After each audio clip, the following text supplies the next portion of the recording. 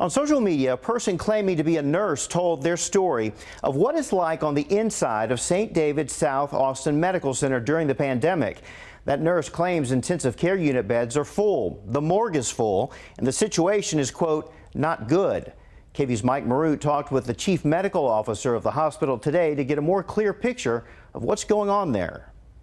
This post jumped to the top of the Austin page on Reddit overnight. At St. David's South Austin Medical Center, dead patients taking up rooms, hospital spaces being made into intensive care units, the actual ICU being full.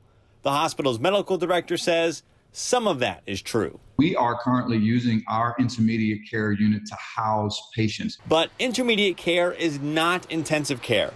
Patients there are more stable than intensive care patients, but a little bit more at risk than a regular ward patient.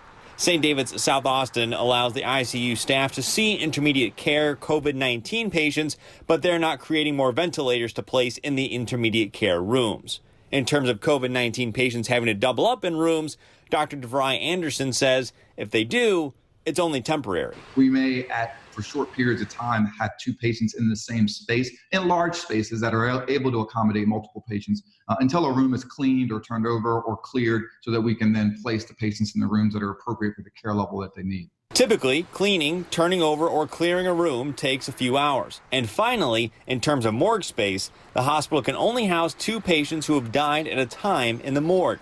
Lately, some patients have been left in their rooms after dying only because the hospital needs to coordinate with another hospital that may or may not have a morgue to hold the body. We've certainly had patients that have remained in their room until there was clinical morgue space for them to be housed within our own hospital. Anderson and the public relations team working for the hospital could not discuss how many ICU beds are taken up within South Austin or the St. David's Hospital system.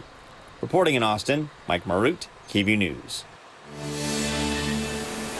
As for funeral homes and morgues, a spokesperson with Travis County says they are still handling the intake fine.